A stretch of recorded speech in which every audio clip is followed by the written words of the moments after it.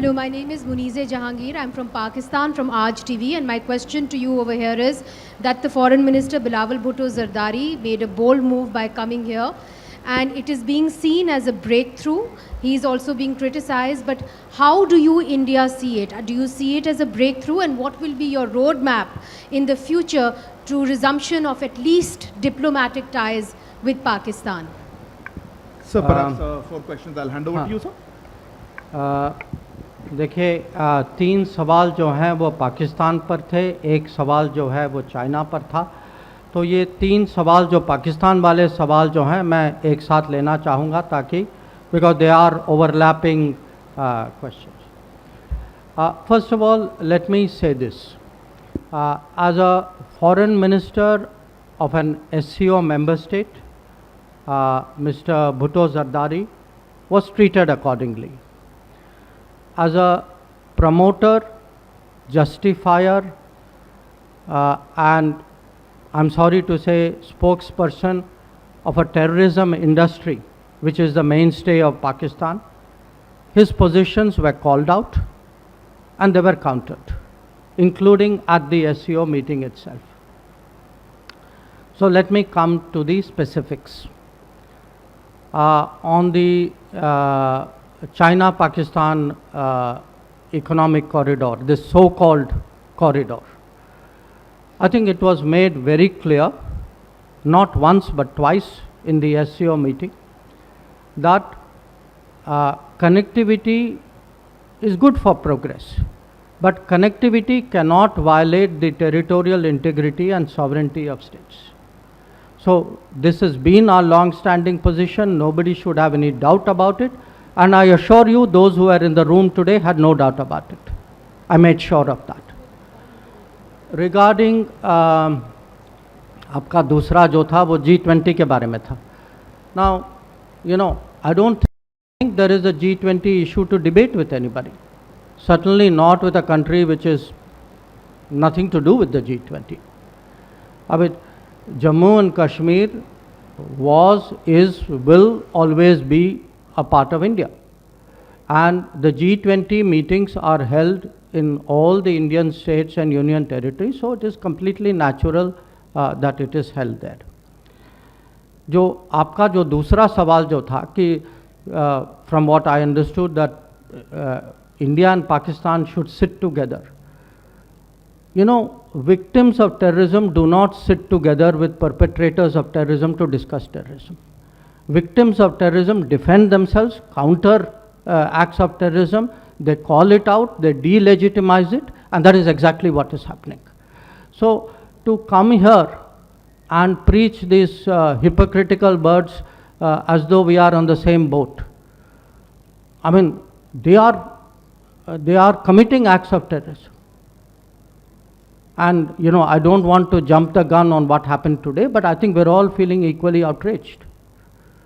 So, I think, I mean, let's be very, very clear on this. You know, on this matter, the terrorism matter, I mean, I would say Pakistan's credibility is depleting even faster than its forex reserves. So you know, let's be clear what this is about. On your question, you know, is this a breakthrough? Look, he came here as a member, a foreign minister of an SCO member state. That is part of multilateral diplomacy. Please do not see it as anything more than that. It was not meant as anything more than that. It was not treated as anything more than that. And I think nothing that from what he said or what I heard he said deserves for this to be treated more than that. The China question. Look, my understanding of what the Chinese said, I think they used the word stable, if I'm not mistaken. I don't think that's the issue. I think the issue is that there is an abnormal position in the boundary areas, border areas, along the boundary. and we had a very frank discussion about it. It's not the first discussion. I had spoken to Foreign Minister Chingang on the sidelines of the G20 as well. We have to take the disengagement process forward.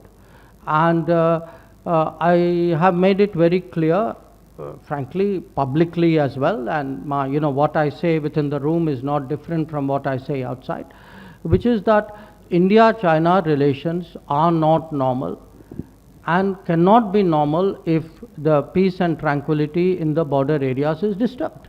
I've been very, very clear about it. I've been very consistent about it. And I have not changed my position at this meeting either. Thank you. So, listen, in the interest of efficiency, please do not repeat similar questions or try to come back to it. I think, so I'll take fresh questions on that. Maha? Yeah.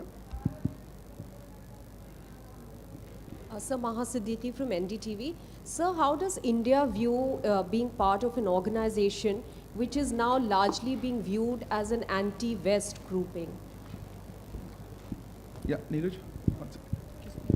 Sir Neeraj हूँ news 18 India से। आपने कहा कि G20 से पाकिस्तान का कोई लेना देना नहीं है, लेकिन बिलावल भुट्टो ने यह भी कहा श्रीनगर में जो पर्यटन के मसले पर बैठक हो रही है, वक्त पर ऐसा जवाब देंगे कि उनको याद रहेगा। इस स्टेटमेंट को भारत कैसे देखता है? देखिए, स्पेसिफिक ऐसे क्वेश्चन नहीं हो पाएगा, जवाब दे चुके हैं। मैं इसका भी जवाब दूंगा। Yes, sir, please go ahead. One second, no, please. Thank you, sir. Yeah, gentlemen. Thank you. Dmitry Melnikov from Russian TV. Sir, was Ukrainian crisis part of today's discussion, and did Mr. Lavrov tell you about the recent attack on Kremlin in Moscow, and what is your point of view? Thank you. Yeah, go ahead. Yeah, you. Microphone coming to you. No, him. Yeah, right. Hello, sir. Rishikesh, Press Trust of India say. Sir, Pak FM also said that we should not get caught up in weaponizing terrorism for diplomatic point scoring.